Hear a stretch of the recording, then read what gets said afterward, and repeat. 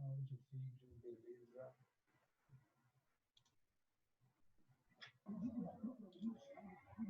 Meu muito boa noite a todos. Eu não sei ainda que o Zoom ele está com esse mecanismo aqui de fazer a gente ter que aceitar aqui à medida que vocês vão entrando. E isso é uma perda de tempo danada. Deixa eu tentar fechar aqui.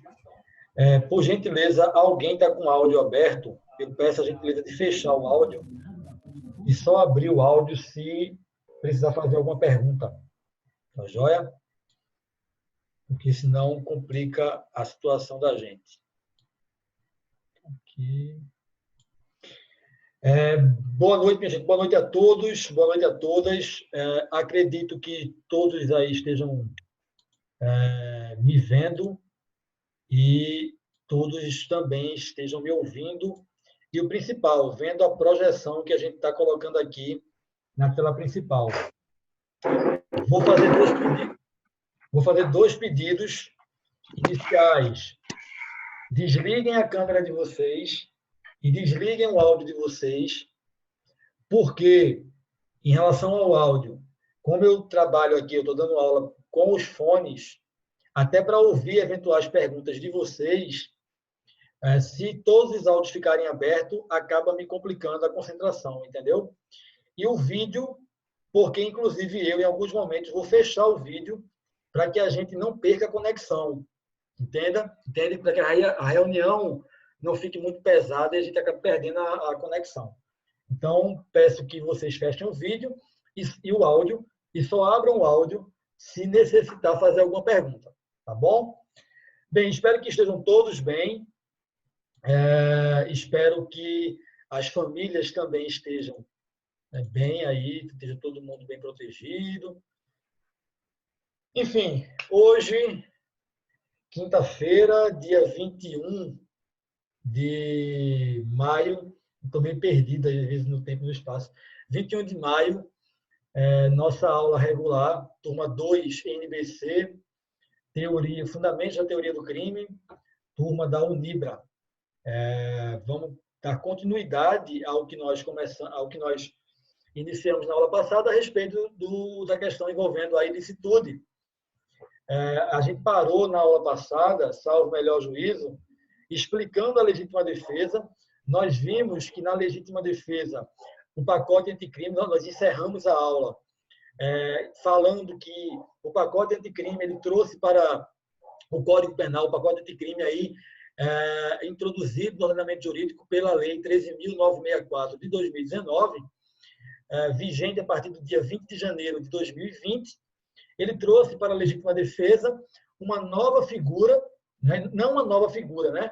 Mas ele trouxe aí um parágrafo único ao artigo 25, do Código Penal, relacionado voltado, na verdade, a explicitar, a esclarecer algo que parece a mim e a boa parte da doutrina mais autorizada, né, de que já era uma situação, essa descrita do parágrafo único do artigo 25, já era uma situação que estava, sim, compreendida na regra geral prevista no caput da legítima defesa.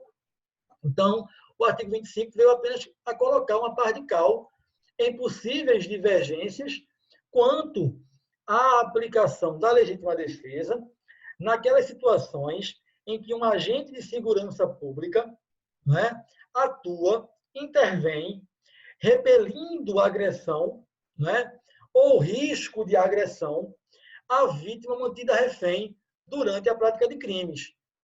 Então, quando a gente imagina a situação lá, a vítima está sendo mantida refém, né, durante a prática de um crime, lá um cárcere privado, uma extorsão mediante sequestro com cárcere privado, aliás, uma extorsão mediante sequestro, um sequestro, um cárcere privado,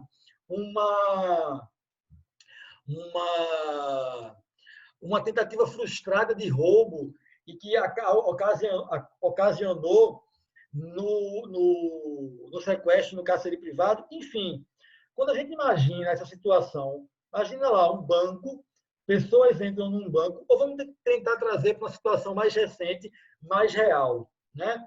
Um indivíduo adentra em um ônibus e lá faz alguns reféns, faz dos passageiros reféns, né?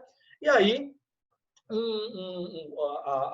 as forças de segurança montam uma estrutura para inicialmente negociar a rendição e a liberação desses reféns, mas em um determinado momento, né, acreditando e entendendo estar ali com condições técnicas para abater, para matar, né, o sequestrador, um sniper efetua um disparo atingindo esse sequestrador. Então, quando a gente imagina essa situação, é justamente uma situação como esta que o parágrafo único tutela. Mas, ora, o próprio caput do artigo 25 do Código Penal já permitia essa aplicação. O grande problema era, não é, a aplicação ideologizada do direito penal. Né? É a aplicação assim, mas veja só, aquele sniper, uma pessoa que nunca não sabe de segurança pública, não entende de direito, sabe de nada. Não, mas aquele sniper, ele não deveria ter atirado na cabeça do sequestrador. Esse sniper deveria ter tirado o dedo mindinho do sequestrador. E ele conseguiria liberar os reféns. Né? Tem pessoas que acreditam, né, em fadas, duendes e Papai Noel.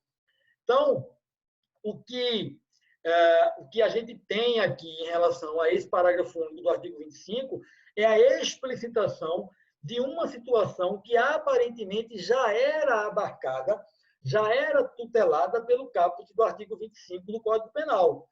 Mas, no Brasil, muitas vezes é preciso que a lei diga o óbvio. E aí a gente está dentro do parágrafo único trazendo, através da lei, uma obviedade. De que aquele agente de segurança pública, se deparando com uma agressão praticada contra um terceiro, ele pode atuar, ele pode intervir, ele pode agir para repelir essa agressão praticada contra uma vítima mantida refém durante a prática de crimes. Então, esta situação que, volto a dizer, né, na minha compreensão e na compreensão da maior parcela da doutrina, como a gente diz, né, da doutrina mais autorizada, já compreendia situação de legítima defesa. E o parágrafo único vem apenas a explicitar algo que parece que já estava contido na ideia central de legítima defesa. Pois bem, seguindo em relação ao estrito cumprimento do dever legal, né, enquanto a legítima defesa e o estado de necessidade, eles têm os seus requisitos previstos no Código Penal, e aí eu me refiro aos artigos 24 e 25, respectivamente, quando tratam do estado de necessidade e da legítima defesa. O estrito cumprimento de um dever legal e o exercício regular do direito, ele não tem os requisitos previstos no Código Penal. Eles estão, as duas excludentes de ilicitude, elas têm sim previsão no Código Penal, então, o artigo 23, inciso 3. Né? Artigo 23, inciso 3. E aí, a gente não tem no Código Penal o mesmo tratamento legislativo dado ao estado de necessidade e à legítima defesa, de modo que o estrito cumprimento de um dever legal e o exercício regular do direito são conceituados pela doutrina. E o que diz a doutrina a respeito do estrito cumprimento de um dever legal? A doutrina vai nos dizer que, diferente do estado de necessidade e da legítima defesa, né, a gente tem o estrito cumprimento do dever legal como uma intervenção lesiva, diferente não, semelhante ao estado de necessidade e à legítima defesa, nós temos uma intervenção legítima de uma pessoa, do agente, aquela pessoa que pratica o fato típico, né, a pessoa pratica o fato típico, mas essa intervenção lesiva, que constitui o fato típico, né, que viola, portanto, o bem jurídico, ela é necessária ao cumprimento da lei.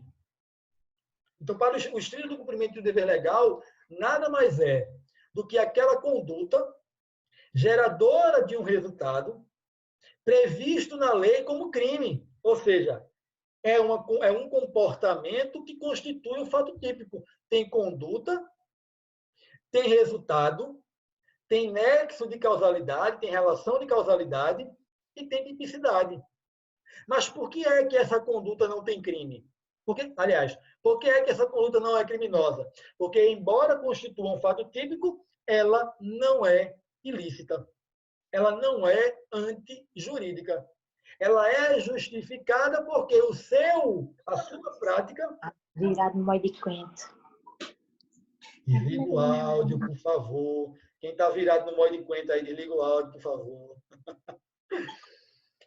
Então, no estrito cumprimento do dever legal, a pessoa ela está praticando um fato típico, mas que não será qualificada como ilícita, não será dotada de ilicitude e, portanto, não constituirá crime, por uma razão muito simples. A prática daquela infração penal era necessária para dar cumprimento à lei. Ednaldo, dê um exemplo aí que eu não estou conseguindo visualizar isso na prática. Suponha que você, meu amigo ou minha amiga, seja policial aí, né, ou pretenda entrar na polícia, e aí você se formou, fez o concurso para sobredelegado de polícia. Primeira atuação que você tem, cumprir ordens de prisão e busca e apreensão numa operação autorizada judicialmente. E aí, às 5 da manhã, você vai ingressar na casa daquela pessoa, você bate, ela não atende. Você identifica-se, ela não atende. Você mete o pé na porta e entra. Teoricamente, essa pedalada na porta do sujeito e esse ingresso foram desautorizados pelo seu morador. E ingressar ou permanecer contra a vontade do morador constitui o crime do artigo 150, violação do domicílio. Mas por que você, que acabou de se tornar delegado, que ainda está no estágio probatório, não vai ser a você imputada a prática do crime do artigo 150 do Código Penal, 150 do Código Penal, violação do domicílio? Porque você estará amparado pelo estrito cumprimento do dever legal. Você precisou violar o domicílio daquela pessoa para cumprir uma ordem legal, qual seja o cumprimento dos mandados de busca e apreensão e o cumprimento do mandado de prisão. E aí, então, essa ideia do estrito cumprimento do dever legal, quando a gente fala no sentido do dever legal, a gente tem que interpretar do modo mais amplo possível. A gente tem que interpretar que esse dever legal não decorre tão somente da lei. Não decorre tão somente da lei em sentido estrito, da lei ordinária, da lei complementar, da lei delegada. Ela pode decorrer de uma medida provisória? Pode. Lembre-se que na matéria de fontes, nós vimos, medida provisória não pode tratar de matéria penal. Medida provisória não pode tratar de matéria penal. Mas você não está em estrito cumprimento de um dever legal apenas quando cumpre um comando previsto numa lei penal. Você pode estar cumprindo um comando de leis que tenham outra natureza jurídica. Vocês podem cumprir, inclusive, comandos que não estão sequer em espécies normativas primárias, como as leis. Pode ser uma espécie normativa secundária, como uma portaria, por exemplo. Imagine a seguinte situação. Imagine que você seja ou pretenda ser agente municipal de trânsito. E aí, com base na lei, o prefeito daquele município edita um decreto, ou o secretário, baseando-se em um decreto editado pelo prefeito, expede uma portaria autorizando todos os agentes de trânsito, né, recolherem os veículos que estejam estacionados de modo irregular no território daquela municipalidade. Então, Percebam que, por força de uma portaria, você está autorizado a entrar em contato com uma empresa de reboque que tenha sido contratada com o município, para que essa empresa possa recolher, rebocar aquele veículo que está estacionado de modo irregular naquele local. Esse seu comportamento poderia ser considerado como um comportamento criminoso, porque constitui um fato típico, subtrair para si ou para outra em coisa alheia móvel. Você está subtraindo daquele local, você está tirando daquela pessoa, né, um bem dele. E aí, vejam, você não vai estar praticando o ato ilícito porque você está diante do cumprimento de um dever legal. Você está diante do cumprimento de um dever legal. Prevalece em doutrina também o entendimento de que o estrito cumprimento de um dever legal não é aplicável apenas aos agentes públicos. Não é aplicável apenas aos agentes públicos. Ele pode sim, o estrito cumprimento de um dever legal, ele pode sim, com certeza, ser aplicado a pessoas particulares, aos particulares, às pessoas privadas. E aí a gente cita como exemplo dessa situação em que um particular, por mais que estivesse aí praticando teoricamente um fato típico, não estaria dotado de ilicitude, né? Quando um médico, por exemplo, né, impede que uma pessoa debilitada ele possa sair do hospital onde está internado, não lhe dando alta, né, adotando as medidas necessárias para impedir que aquela pessoa possa, por sua vontade, sair daquele local sem ter condições clínicas ainda seguras de sair. Em tese, teoricamente, se poderia imaginar, o médico está praticando crime de cárcere privado. Mas por que isso não prospera? Porque esse comportamento do médico, que pode constituir um fato típico, não é ilícito. Porque está o médico ali agindo também no estrito cumprimento de um dever legal. Então, a abrangência do estrito cumprimento de um dever legal, ela transcende a esfera pública, podendo, inclusive, ser aplicada a pessoas, a particulares, a pessoas privadas.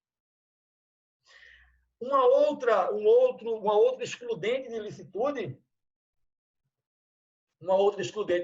que nós temos é o exercício regular de um direito. O exercício regular do direito, assim como a legítima defesa e o estado de necessidade, não teve, né, o exercício não teve os seus requisitos previstos expressamente pelo Código Penal. Então, o Código Penal prevê o instituto, mas não conceitua nem apresenta os seus requisitos, né? Eu fico com um delay de vez em quando, minha gente, porque eu estou muito cansado. Então, às vezes, dá uma falha aqui na memória, viu?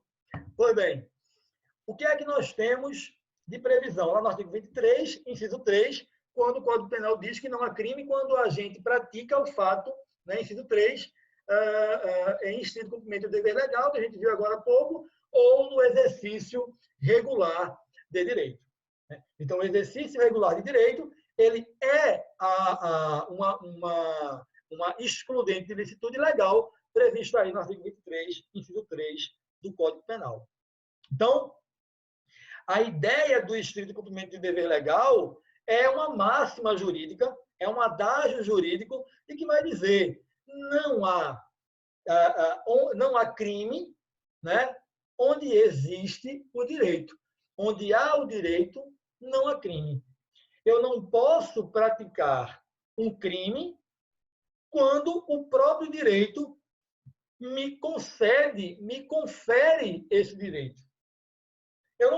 A mim não pode ser imputada a prática de um crime quando eu estou no exercício de um direito. Seria um contrassenso, minha gente, seria uma maluquice. Eu dizer, olha, o Estado dizer, o poder público dizer, né? Dizer, você tem esse direito, cidadão, e o próprio Estado chegar e dizer, cidadão, você está cometendo crime. Ou eu estou exercendo um direito, ou eu estou cometendo crime. As duas coisas eu não posso. As duas coisas eu não posso. Então, qual é o exemplo mais prático, né, que nós temos em relação ao exercício regular de um direito? Né? Imagine você que você está aí no curso de Direito, na sua casa, estudando, se não é minha praia, não, esse negócio de direito não dá para mim, não. Eu gosto de trocar tapa, eu gosto de trocar porrada, eu gosto de dar bofetada, levar uma, eu vou treinar para ser lutador de MMA. E aí, você ingressa na carreira de lutador de MMA e vai começar a disputar a luta. Não pode o Estado, ao mesmo tempo, tolerar esse esporte, fomentar, muitas vezes, esse esporte, a prática desse esporte, e, ao mesmo tempo, punir seus praticantes. Não pode o Estado admitir empresas que explorem a luta profissionalmente, obviamente, né? Que explorem a luta profissionalmente, e, ao mesmo tempo, punir esses lutadores, atribuindo a eles a prática do crime de lesão corporal. De igual modo, a gente não pode também atribuir ao sujeito a prática do crime do artigo 68 do Código Penal, que é a apropriação indébita, quando esse indivíduo, né, é um prestador do serviço de hospedagem e ele segura, né, ele recolhe bagagens, joias ou dinheiro do hóspede, né, para garantir o pagamento pelo serviço prestado. Desde que, obviamente, como diz o artigo 1470 do Código Civil, ele emita, né, ele entregue um recibo, ele entregue uma declaração indicando quais foram os bens que foram objeto de constrição. Então, nessa situação, a gente não pode ter a atribuição do crime do artigo 68 a esse prestador do serviço, a esse hospedeiro, porque o penhor legal, né, o penhor legal é medida garantida, é direito garantido a esses prestadores de serviço de hospedagem.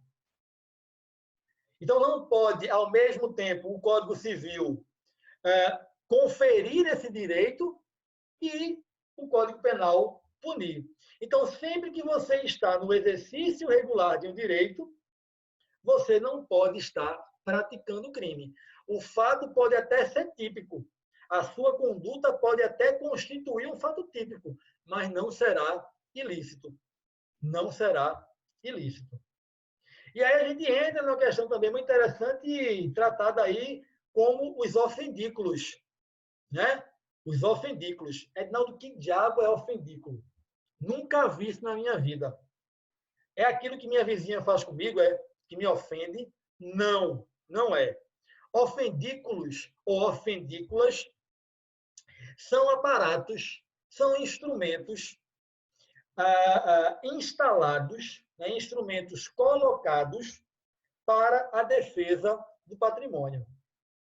É aquele garfo que você coloca em cima do seu muro. É aquele arame farpado que você coloca na sua cerca. É aquela, desde que observado, evidentemente, as regras municipais para instalação, é a cerca elétrica colocada no seu muro. Todos esses instrumentos, aí alguém pode perguntar, e a câmera, e as câmeras de monitoração? Aí eu lhe pergunto, né?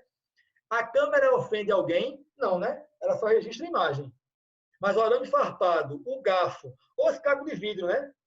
Quem não tem muito recurso financeiro para comprar os garfos, quebra um monte de garrafa de cachaça, né? Que encontrou, enfim, no despacho, algo desse tipo, encontra lá as garrafas e eu respondo daqui a pouco a pergunta, viu? Deixa eu só deixar isso aqui, porque senão eu pego o raciocínio.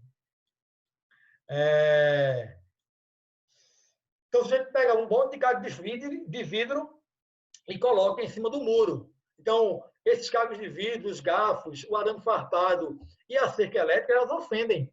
Então, elas figuram como ofendículos, né? Então, vejam, os ofendículos, eles estão dispostos. Qualquer pessoa, né, é capaz de ver que ali há uma cerca elétrica, por isso que se exige a identificação de que aquela cerca é elétrica. Qualquer pessoa vê que aquele arame está com farpas, né, daí o arame farpado. As pessoas conseguem ver os garfos sobre o muro. Então, se você não tentar agredir meu patrimônio, não tentar agredir meu domicílio, você também não sofrerá com os ofendículos. Então, utilizar os ofendículos, se eventualmente alguém tenta ingressar, alguém tenta violar aquele patrimônio, aquelas lesões provocadas naquela pessoa por conta dos ofendículos não constituirá crime. Não constituirá o crime de lesão corporal. Isso porque os ofendículos estão dentro da ideia do exercício regular de um direito. Ok? Deixa eu perguntar aqui, alguém, Cléginaldo, me mandou a pergunta aqui. Ó. Sobre o exercício regular do direito, como fica a hipótese de um atleta de futebol, por exemplo, quando ele extrapola, agredindo intencionalmente o adversário? Veja só, boa pergunta. Perceba o nome, perceba a nomenclatura, perceba o nome do instituto. Exercício regular de um direito. Ou antes, aliás, perdão, aqui, ó, estrito cumprimento de um dever legal, não, é aqui mesmo. Exercício regular do direito. Exercício regular do direito. Perceba a nomenclatura do instituto. Exercício regular de um direito.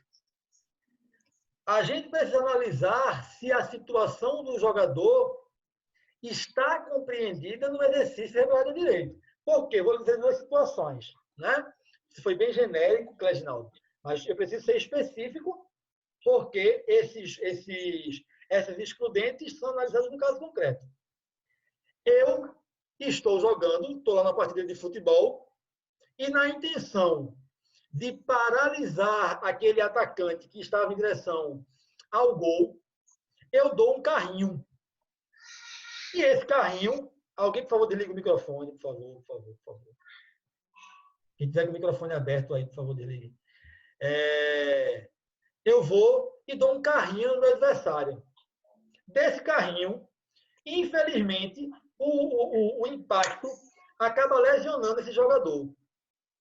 Né? Rompe lá um ligamento, etc. e tal. Perceba. Essa lesão provocada estava dentro da margem admitida para aquele esporte. Estava, né? Estava. O sujeito não vai dar um carrinho em outro no momento da correria do jogo, da partida, pensando, eu vou dar um carrinho ali, naquele lugar, porque é naquele exato lugar que vai ter uma ruptura do tendão da patela e aquele camarada nunca vai poder jogar bola na vida. É pouco provável que você consiga isso. É pouco provável que a gente tenha um jogador ortopedista que saiba exatamente onde bater e pegar e tirar o cara para sempre da partida. Diferentemente aquela situação daquele outro jogador, né? Olha aqui, minha visão tem 10 minutos. Diferentemente daquela situação daquele outro jogador que propositalmente, deliberadamente, maldosamente, não é? No momento que não está havendo disputa pela bola, ele acaba agredindo o jogador adversário. Perceba que é uma situação completamente diferente. E, no primeiro caso, a gente está assim no exercício regular de direito. Inegavelmente, nós estamos. Né? No segundo caso, não. No segundo caso, não há como aplicar. Aquele jogador que até discutindo mesmo com o seu companheiro, o seu colega de clube, desfere uma bofetada contra este. Ele não está no exercício regular do direito. Né?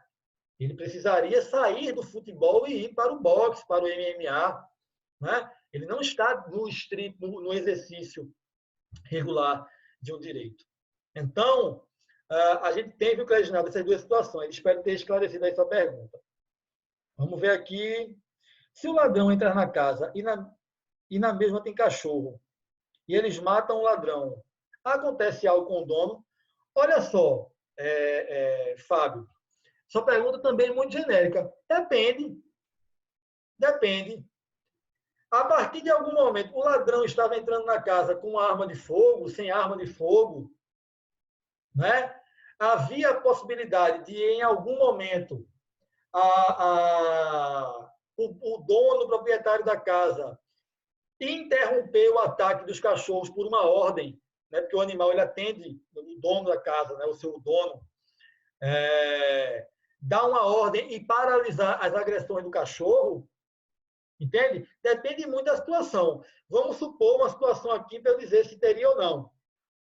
O sujeito invade a casa, os cachorros atacam esse sujeito e não existe ninguém dentro desse imóvel. Não existe ninguém dentro desse imóvel, né? Teoricamente, para os donos da casa, não haveria nenhuma responsabilidade. Não haveria nenhuma responsabilidade. Por quê? Porque aí foi a própria vítima quem deu o ensejo a uma agressão e houve ali um ataque, né? Um ataque de animal que independeu, né, dos donos instigarem esse ataque animal. Agora, está lá uma outra situação. O sujeito está dentro de casa, o indivíduo que invade a propriedade, ele não está com arma de fogo, ele já está bem lesionado por conta do ataque, e aí o dono da casa, ao invés de paralisar o ataque, ele estimula o ataque por parte dos animais, levando esse sujeito à morte, por exemplo, levando o agressor do patrimônio à morte.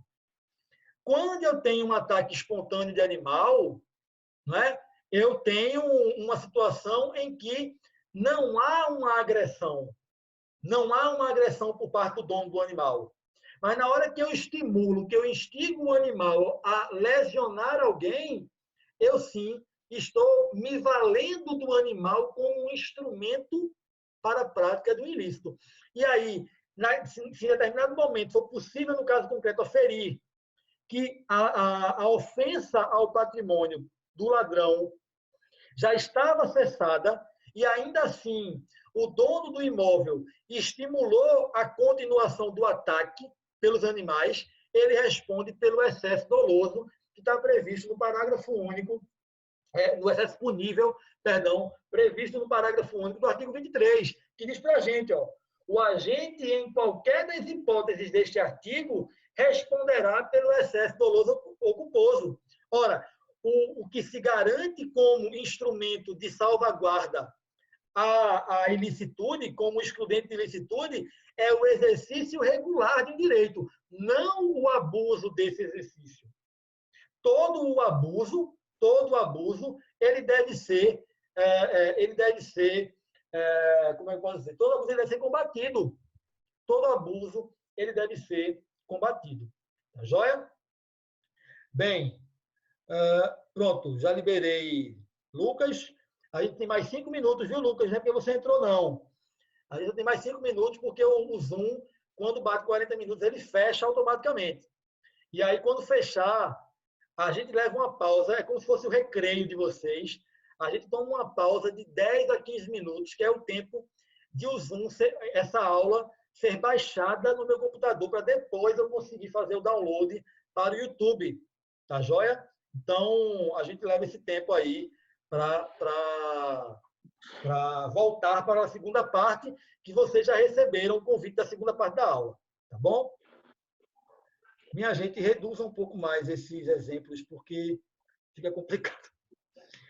Professor, boa noite. 2 policiais estão perseguindo ladrões e começam a troca de tiros. O policial é atingido na mão, por exemplo, e a arma do policial cai na mão dele e fica próximo a um pedestre.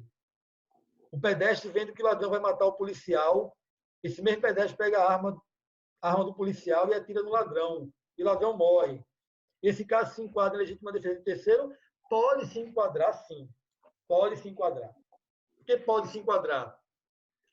Porque toda excludente de ilicitude ela tem que ser analisada diante do caso concreto. Nessa situação que você está colocando para mim, eu interpreto como possível. Eu interpreto como possível. Certo? Legítima defesa de terceiro. Certo? A agressão injusta, certo? Uma agressão atual, uma agressão injusta, né?